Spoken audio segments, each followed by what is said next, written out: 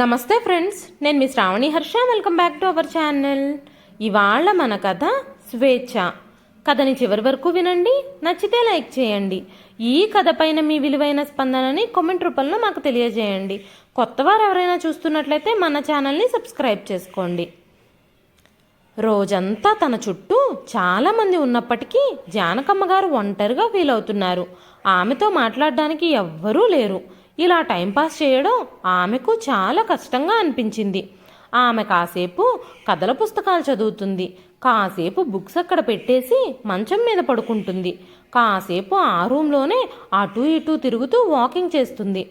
ఆమె మంచం మీద పడుకొని కళ్ళు మూసుకున్నప్పుడు ఆమెకు ఒకే ఒక్క ఆలోచన ఆమె మనసును కలవరపెడుతుంది.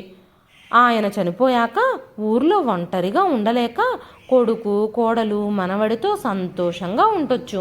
మా ఇంటికి రమ్మని కొడుకు అడిగితే ఎంతో సంబరంగా ఊరు నుంచి సిటీకి వచ్చారు జానకమ్మ గారు. నిజానికి జానకమ్మ గారు కొంతకాలం క్రితం వరకు తన భర్తతో కలిసి గ్రామంలోనే నివసించేవారు. ఆవిడ భర్త 6 నెలల క్రితం మరణించారు. భర్త మరణంతో జానకమ్మ గారు పూర్తిగా ఒంటరైపోయారు. అందువల్ల జానకమ్మ గారి కొడుకు ఆమెను తన ఇంటికి తీసుకొచ్చాడు. కోడలికి అత్తగారిని తమతో ఉంచుకోవడం ఇష్టం లేకపోయినా గ్రామస్తులు బంధువులు ఒత్తిడి చేయడంతో కొడుకు తల్లిని నగరానికి తీసుకెళ్లాల్సి వచ్చింది. జానకమ్మ గారి కొడుకు ఆనంద్ నగరంలో గొప్ప ఇంజనీర్. ఆనంద్కి హారికతో పెళ్లి జరిగింది. ఆనంద్ అత్తమామలు కూడా చాలా ఉన్నత కుటుంబానికి చెందినవారు. ఆనంద్ గొప్ప ఉద్యోగస్తుడవడం వల్ల కోరి పిల్లనిచ్చారు. కానీ జానకమ్మ గారు మామూలు పల్లెటూరు మనిషి.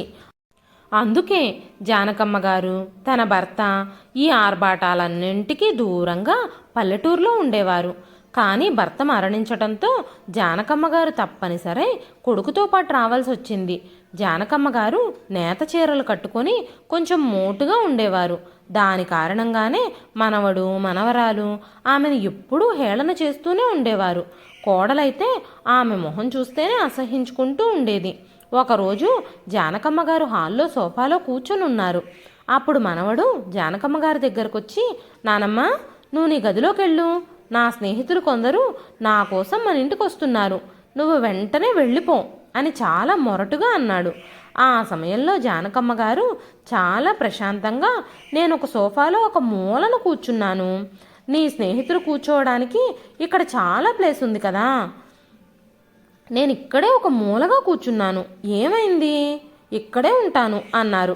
అప్పుడు మనవడు, నువ్వు వాళ్ళ ముందు కూర్చోకూడదు, నా స్నేహితులు నిన్ను చూస్తే నన్ను ఆట పట్టిస్తారు, అవమానిస్తారు అంటూ మనవడు అరవడం మొదలుపెట్టాడు. ఏం జరుగుతుంది బబ్లు, ఎందుకు అరుస్తున్నావు అంటూ లోపల నుంచి హారిక గొంతు కోపంగా వినిపించింది. అప్పుడు బబ్లు తన తల్లితో, ఈ ముసలావిడ ఎప్పుడూ హాల్లో సోఫాలో కూర్చుని ఉంటుంది, నా ఫ్రెండ్స్ వస్తున్నారు, అందుకని నానమ్మని తన గదిలోకి వెళ్ళమని చెప్తుంటే తను వినడం లేదు అంటూ ఉండగానే కోడలు హారిక బయటకొచ్చి, అత్తయ్య మీరు గదిలో ఎందుకు కూర్చోరు, మీరు హాల్లో ఎందుకు కూర్చుంటున్నారు, మీ కారణంగా అందరి ముందు మాకు అవమానం కలుగుతుంది, దయచేసి నా పరువు తీయకండి అనగానే జానకి గారు మౌనంగా తన గదిలోకి వెళ్ళి ఒక మూలన కూర్చున్నారు. నిజానికి జానకమ్మ గారు తన గదిలో ఒంటరిగా ఫీల్ అవుతున్నారు. ఆవిడ గోడల వైపు చూస్తూ ఎంత సమయం గడుపుతుంది, అందుకే బయటకొచ్చి సోఫాలో కూర్చుంటే కనీసం పిల్లల మొహాలైనా కనిపిస్తాయి అనుకుంటూ బయటకొచ్చి కూర్చున్నారు. కానీ తను బయట కూర్చోవడం కోడలికి కానీ మనవడికి కానీ అస్సలు నచ్చలేదు. ఎప్పుడూ కోడలు మనవడు పల్లెటూరుదని తనని ఆట పట్టిస్తూనే ఉండేవారు. ఆనంద్కి తన భార్య కొడుకుల ప్రవర్తన నచ్చేది కాదు. కానీ తల్లిని దూషిస్తున్నా సరే చూస్తూ మౌనంగా ఉండిపోయేవాడు. ఎందుకంటే ఏదో ఒకటంటే తన భార్య కొడుకు తన్ని వ్యతిరేకిస్తారని తనకీ తెలుసు. అందుకే మౌనంగా ఉండిపోయేవాడు. కొన్ని రోజులు అలా గడిచిపోయాయి. ఒకరోజు హారిక తన భర్తతో చెప్పింది, రేపు మన ఇంటికి అతిథులు వస్తున్నారు, వాళ్ళందరూ ఎంత ధనవంతులో తెలుసా, కానీ మీ అమ్మ ఎప్పుడూ ఇక్కడ ఎదురుగా కూర్చుని తన పల్లెటూరి భాషను ఎవ్వరొచ్చినా మాట్లాడటం మొదలు పెడుతుంది. నేను చాలా అలసిపోయాను, ఇక నేను మీ అమ్మగారిని మన ఇంట్లో ఉంచుకోలేను, మీరు మీ అమ్మగారిని తీసుకెళ్ళి ఊర్లో వదిలేసి రండి అనగానే ఆనంద్, ఈ వయసులో మా అమ్మని ఊర్లో వదిలేస్తే బంధువులు, ఊళ్ళో వాళ్ళంతా నా గురించి ఎంత చెడుగా ఆడుకుంటారు. హారిక, నీకు పిచ్చి పట్టిందా? నువ్వేం మాట్లాడుతున్నావో అర్థమవుతుందా అంటూ భార్యకు నచ్చజెప్పడానికి ప్రయత్నించాడు ఆనంద్. అసలు ఊళ్ళో వాళ్ళందరూ నా గురించి ఏమనుకుంటారు? కొడుకు ఎంత గొప్పవాడు, ఆయన తన తల్లిని కూడా చూసుకోలేకపోతున్నాడా అని వాళ్ళందరూ ప్రశ్నిస్తారు అని చెబుతున్నా సరే హారిక మాత్రం భర్త మాటలు అస్సలు వినిపించుకోవడం లేదు. మీ అమ్మని తీసుకెళ్ళి ఊర్లో వదిలేయండి, లేకపోతే ఇక్కడే ఏదైనా వృద్ధాశ్రమంలో వదిలేయండి అని చెప్పింది. ఆనంద్ ఆలోచించి ఈ సమస్యకు ఒక అరుదైన పరిష్కారాన్ని కనుగొన్నాడు. ఎందుకంటే ఇప్పుడు తన భార్య తన తల్లిని ఇంట్లో ఉండనివ్వదు. మరుసటి రోజు అతను తన వస్తువులతో తన తల్లిని ఒక లాడ్జికి తీసుకెళ్ళిపోయాడు. జానకమ్మ గారిని అన్ని సౌకర్యాలు ఉన్న ఒక ప్రైవేట్ రూమ్లో ఉంచాడు. ఆవిడ సంతోషాలు, బాధలు, కోరికలు ఎవ్వరూ పట్టించుకోరు. అప్పుడప్పుడు సర్వీస్ బాయ్ వచ్చి భోజనం పెట్టేవాడు కాబట్టి అతనితో కాసేపు మాట్లాడుతూ గడిపేవారు. వారి కోసం తయారు చేసిన ఆహారం ఆవిడకి నచ్చేది కాదు, కానీ ఆవిడ దాన్ని ఎలాగోలా నిశ్శబ్దంగా తినేసేవారు. రోజు కొడుకు ఆఫీస్కి వెళ్లే ముందో లేదంటే ఆఫీస్ నుంచి వచ్చేటప్పుడో తన దగ్గరికి వచ్చి కాసేపు ఉండి వెళ్ళేవాడు. కొద్ది రోజుల తర్వాత మెల్లమెల్లగా అటువైపు రావడమే తగ్గించేశాడు. జానకమ్మ గారు రోజంతా ఒంటరిగా ఫీల్ అయ్యేవారు. కొడుకు ఎంత పెద్ద ఇంజనీరు, సిటీలో ఎంత పెద్ద ఇల్లుంది, కానీ ఈ కన్నతల్లి కోసం ఆ ఇంట్లో ఒక గది లేదు. నన్ను తీసుకొచ్చి ఈ లాడ్జీలో పడేశాడు. పలకరించే దిక్కులేక అల్లాడిపోతున్నాను అనుకుంటూ రూమ్లో కూర్చుని ఊర్లోని తన ఇంటిని వదిలి తన కొడుకుతో రావడం ఎంత చెడ్డ నిర్ణయమో అనుకుంటూ తనని తానే తిట్టుకున్నారు జానకమ్మ గారు. ఆవిడ అలా కూర్చొని పాత జ్ఞాపకాల్లోకి వెళ్ళిపోయారు. జానకమ్మ గారు తన అత్తామామల వాళ్ళ ఇంటికి వచ్చినప్పటి నుంచి ఆమె పేదరికంలోనే బ్రతికింది. భర్త పొలాల్లో కూలి పనులు చేసేవాడు. వారికి ఆదాయం కూడా పెద్దగా లేదు. కానీ జానకమ్మ గారు ఏమాత్రం ధైర్యం కోల్పోకుండా భర్తతో కలిసి పొలాల్లో పనిచేసేది. పెళ్ళైన ఏడాది తర్వాత కొడుకు ఆనంద్ పుట్టాడు. కూతురు, అల్లుడు పేదరికం చూసి జానకమ్మ గారి తల్లిదండ్రులు ఆమెకు 2 గేదెలను కొనిపెట్టారు. దాంతో తల్లి బిడ్డలకు పాల కొరత ఏర్పడలేదు. జానకమ్మ గారు తన కొడుకుకి కొన్ని పాలుంచి మిగతా వాటిని అమ్ముకునేది. కొడుకు పెద్దయ్యాక ఖర్చులు పెరగటంతో ఇరుగు పొరుగున అందుబాటులో ఉండే పనులు చేస్తూ కొడుకుకు మంచి జీవితాన్ని అందించడానికి తల్లిదండ్రులు ఇద్దరూ పగలు రాత్రి శ్రమించారు. కొడుకు ఆనంద్ మొదటి నుంచి చదువులో ముందే ఉండేవాడు. తల్లిదండ్రులు అతనికి అన్ని సహాయ సహకారాలు అందించటంతో అతని తెలివితేటలు, తల్లిదండ్రుల కృషి కారణంగా అతను ఇంజనీరింగ్ పూర్తి చేశాడు. పాత జ్ఞాపకాల్లో కూరుకుపోయిన జానకమ్మ గారు, ఈ కొడుకు కోసమే నేను జీవితమంతా పనిచేశాను.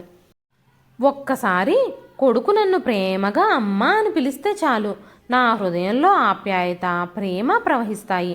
ప్రపంచంలో ఆనందాన్నంతా నా కొడుకు చేతికి ఇవ్వాలనుకుని నేను, నా భర్త ఎంతో శ్రమపడ్డాం.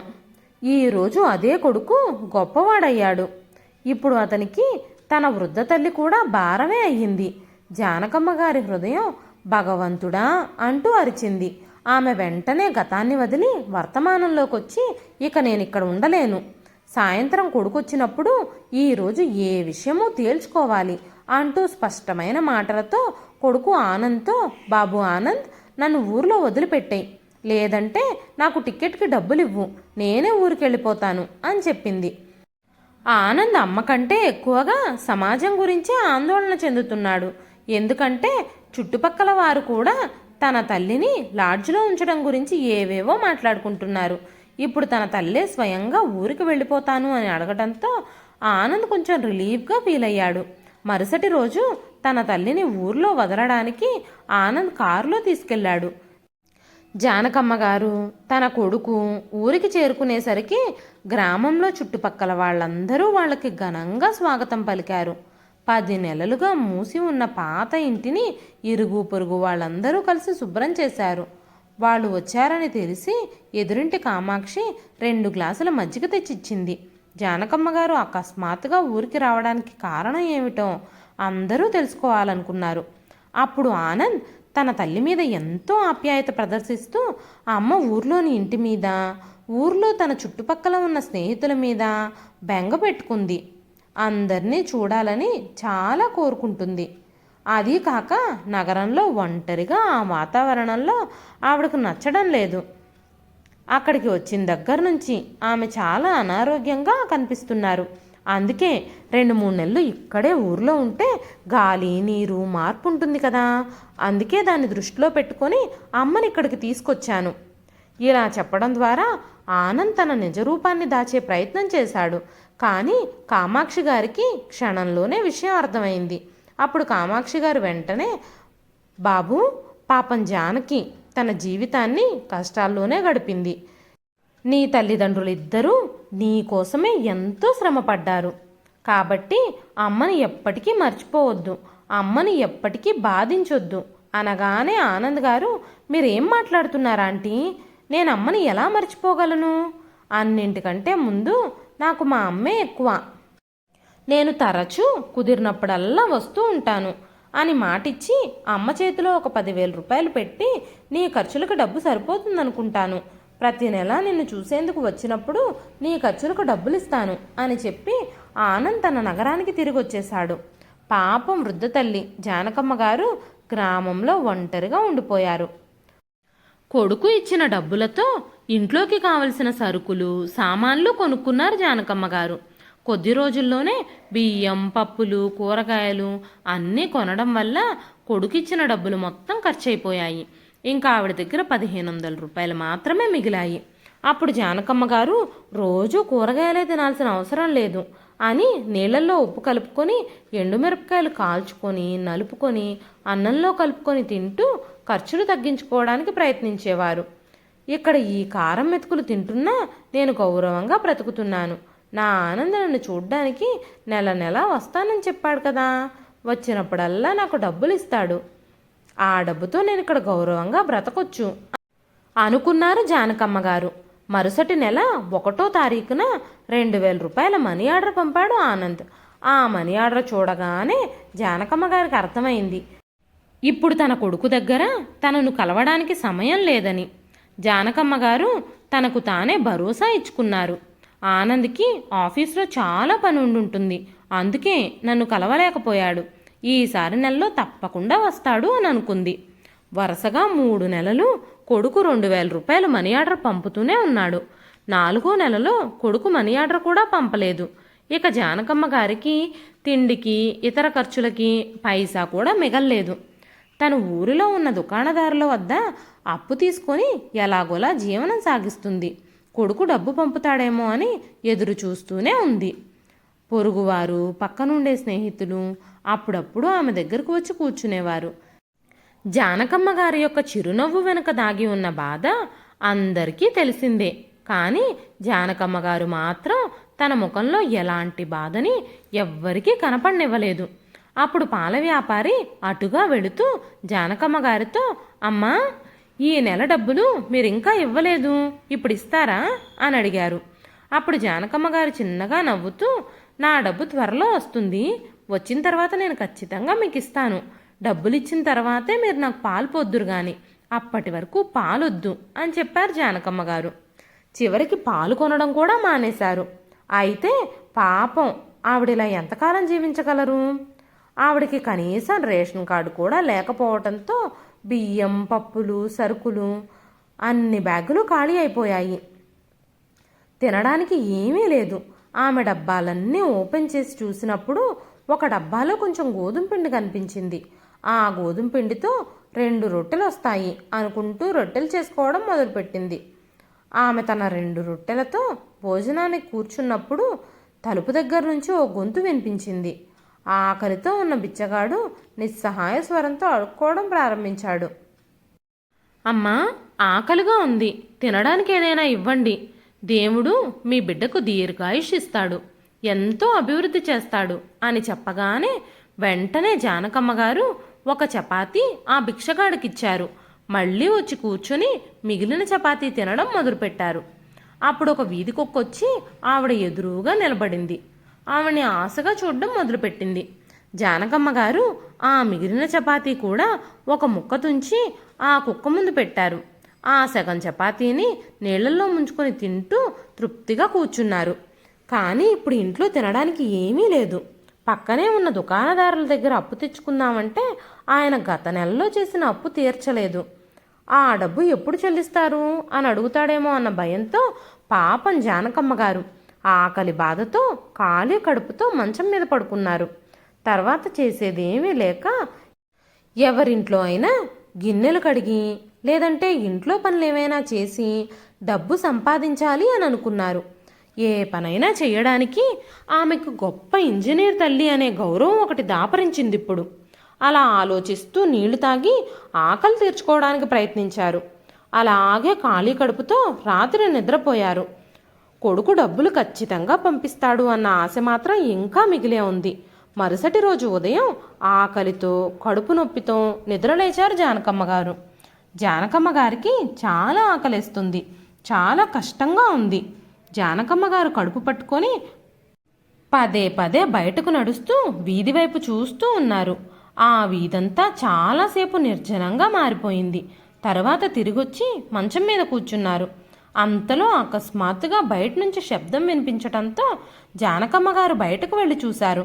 అక్కడ ప్రజల ఇళ్లల్లో మిగిలిపోయిన ఆహారాల్ని గేదెలకి ఆవులకి పెట్టడానికి ఆహారాన్ని సేకరించే వ్యాన్ ఒకటి వచ్చింది. వీధిలో ఆడవాళ్ళందరూ మిగిలిపోయిన ఆహారాన్ని తీసుకొచ్చి ఆ బండిలో వేస్తున్నారు. జానకమ్మ గారు తన ఇంటి గేటు బయట నిలబడి ఆ వ్యాన్ వైపే చూస్తున్నారు. మధ్య మధ్యలో ఈరోజైనా పోస్ట్ మ్యాన్ వస్తాడేమో, తనకి కొడుకు మనీ ఆర్డర్ పంపుతాడేమో అని వీధిలోకి పదే పదే చూడడం ప్రారంభించారు. జానకమ్మ గారి కళ్ళ నుంచి కన్నీళ్లు దారలుగా కారుతున్నాయి. కానీ ఆవిడ కళ్ళు మాత్రం ఆహారాన్ని కలెక్ట్ చేసే ఆ వ్యాన్ పైనే ఉన్నాయి. చుట్టుపక్కల వాళ్ళందరూ మిగిలిపోయిన ఆహారం అంతా వ్యాన్లో పెట్టేశాక ఆకలితో ఉన్న జానకమ్మ గారు అయిష్టంగానే ఆ వ్యాన్ వైపు వెళ్ళారు. చుట్టుపక్కల అంతా చూస్తే ఎవ్వరూ కనిపించలేదు. వెంటనే జానకమ్మ గారు ఆ వ్యాన్లో చెయ్యి పెట్టి చేతికందిన ఆహారాన్ని గబగబా చెంగుచాటును దాచిపెట్టుకొని ఇంటికొచ్చి మంచం మీద కూర్చొని తనకు కలిగిన దుస్థితి తలుచుకొని ఏడుస్తూ ఆమె చీర కొంగు చాటు నుంచి ఆ వ్యాన్లోంచి తీసుకున్న చపాతీల్ని బయటకు తీసి చూడగానే ఆ చపాతీల్లోంచి తన కొడుకు పురోగతి కనిపించింది. అప్పుడు జానకమ్మ గారు ఆలోచించడం ప్రారంభించారు. ఈ రోజు వరకు నేను ఎవ్వరికీ ఏ హాని చేయలేదు. అలాంటప్పుడు ఆ దేవుడు నన్నెందుకు శిక్షిస్తాడు? ఈరోజు నేను ఈ ఆహారాన్ని దొంగిలించి తినాలని నా దేహాన్ని నేను బలవంతం చేస్తున్నాను అనుకుంటూ బాధగా మాట్లాడుకుంటూ ఉండగానే కాసేపటికి ఆ వీధి కుక్క కూడా మళ్ళీ ఆవిడ దగ్గరకు వచ్చి కూర్చొని ఆ చపాతీల వైపు చూస్తూ జానకమ్మ గారి మాటలు వినడం మొదలుపెట్టింది. అప్పుడు జానకమ్మ గారు ఆ వీధి కుక్కకి చపాతీ ఇచ్చారు. కానీ ఆవిడకి ఆ చపాతీ తినాలని అనిపించలేదు. కడుపులోని ఆకలి ఆమెను బ్రతకనివ్వడం లేదు. అందుకే ఆమె ఆత్మగౌరవాన్ని చంపుకొని ఆ ఎండిపోయిన చపాతీని నీళ్లల్లో ముంచుకొని తినేసింది. సాయంత్రం పక్కింటి వ్యక్తి వచ్చి జానకమ్మ గారి పక్కన కూర్చుంది. జానకమ్మ గారు చాలా విచారంగా ఉన్నారు. వెంటనే జానకమ్మ గారిని ఎందుకు విచారంగా ఉన్నావు అని అడిగింది. మరి కొద్ది రోజుల్లో నిన్ను కలవడానికి వస్తానని మీ అబ్బాయి చెప్పాడు కదా, కానీ నిన్ను ఇక్కడ వదిలి వెళ్ళిన తర్వాత నీ కొడుకు ఒక్కసారి కూడా రాలేదు అంటున్న సమయంలో జానకమ్మ గారి ముఖంలో తీవ్ర విషాదము నిస్పృహ కనిపించాయి. అప్పుడు కామాక్షి గారికి జానకమ్మ గారి పరిస్థితి అర్థమైంది. పిల్లలు ఇలా ఉంటే ఎవరు పట్టించుకుంటారు? మీ కొడుకు పేరుకే పెద్ద ఇంజనీరు, కానీ అతను నిన్ను 2 రోజులు కూడా పోషించలేదు. అలాంటి పిల్లాన్ని కని ఏం లాభం అన్నారు.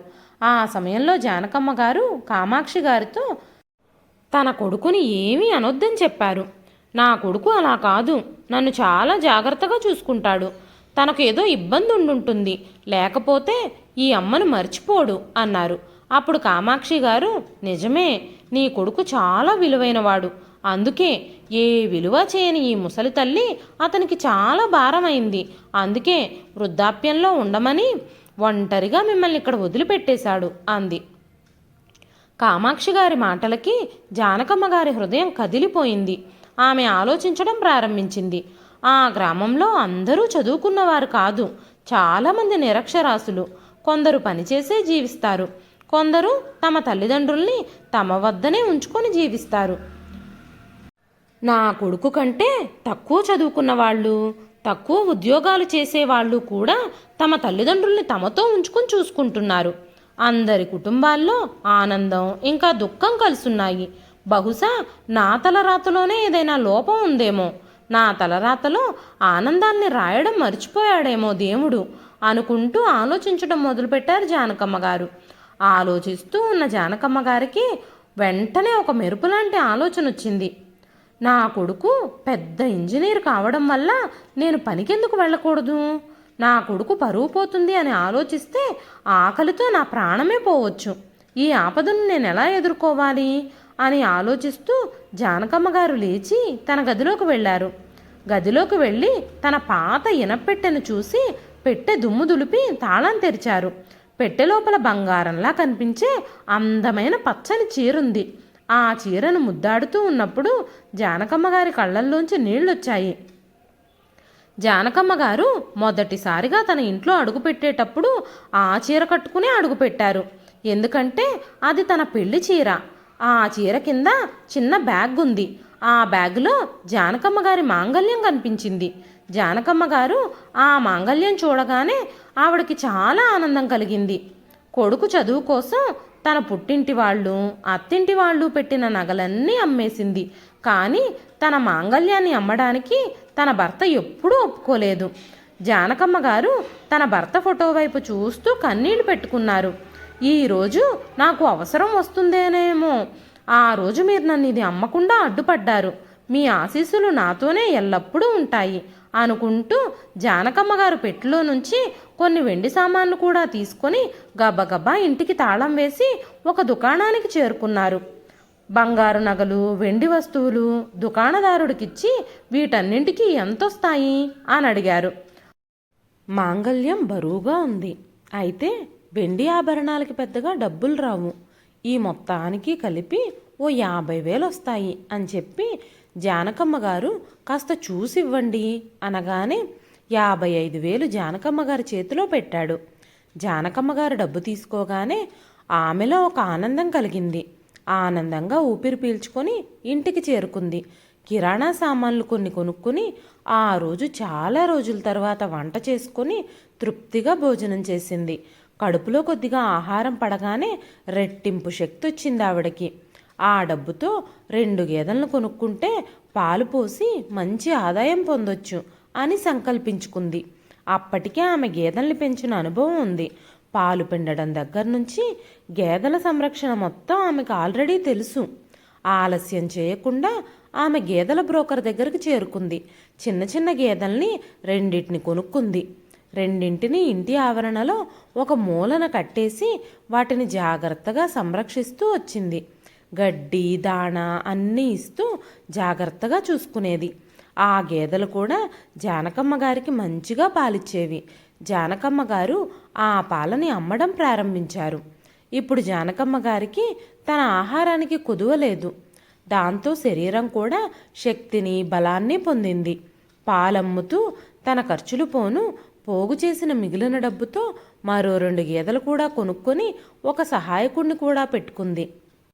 జానకమ్మ గారు ఆ గేదెల మీద డబ్బు సంపాదిస్తూ గ్రామంలోని పేదవాళ్లకు కూడా సహాయం చేయడం ప్రారంభించారు.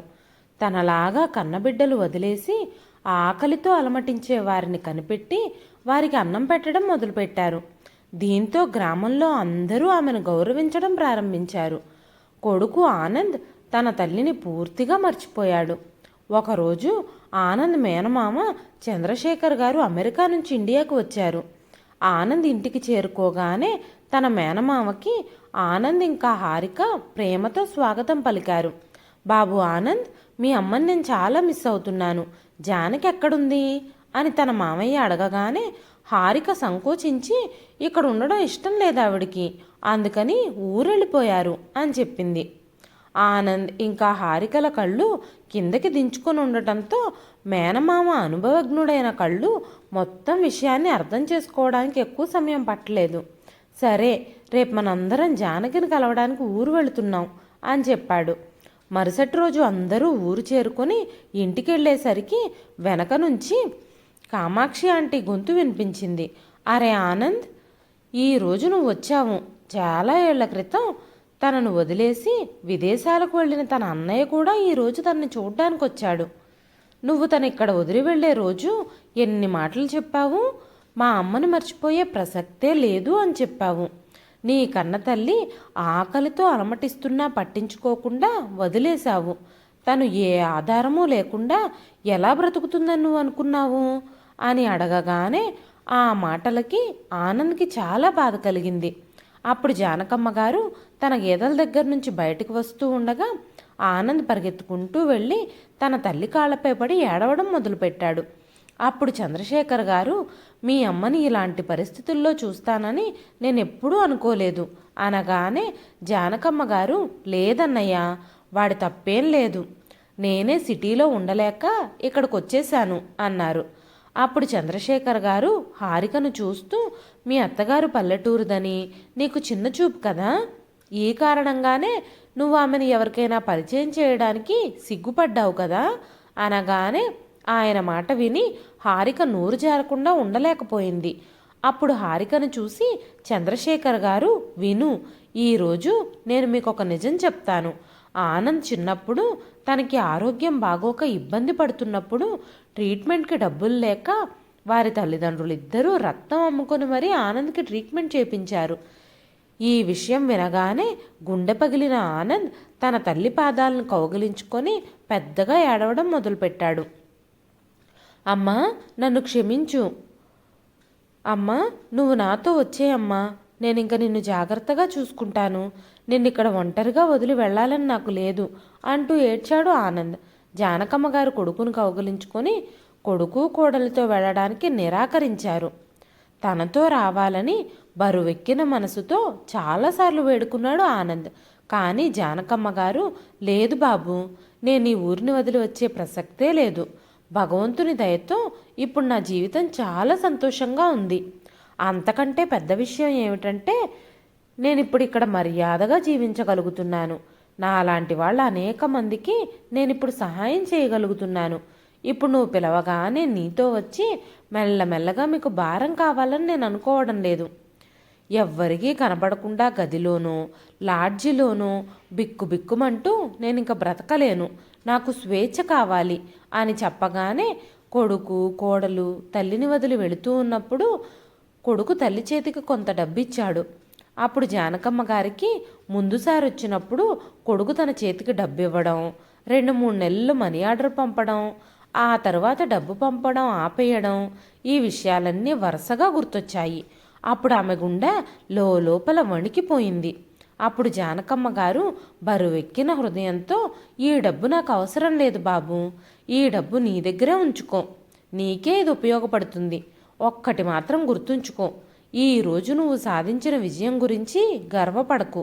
ఈరోజు నువ్వు ఇంత పెద్ద విజయం సాధించడానికి కారణం ప్రతి ప్రతికూల పరిస్థితుల్లో నీ వెంటే ఉండి నిన్ను పెంచి ఈ స్థాయికి తీసుకొచ్చిన నీ తల్లిదండ్రులే. వారిని ఎప్పటికీ వదులుకోకూడదు. మనం కూడా వృద్ధాప్యం పొందుతామనే విషయం నువ్వు ఎప్పటికీ గుర్తుంచుకో అని చెప్పి అక్కడి నుంచి లోపలికి వెళ్ళిపోయారు జానకమ్మ గారు. ఇదండి ఈరోజు కథ. జానకమ్మ గారు తీసుకున్న నిర్ణయం మీలో ఎంతమందికి నచ్చింది? మీ విలువైన అభిప్రాయాలని కామెంట్ రూపంలో మాకు తెలియజేయండి. ఈ కథ నచ్చితే ఒక లైక్ చేయండి. మరెన్నో ఇలాంటి ఇంట్రెస్టింగ్ కథల కోసం మన ఛానల్ని సబ్స్క్రైబ్ చేసుకోండి. మరొక మంచి కథతో మళ్ళీ కలుస్తానండి. అంతవరకు సెలవు.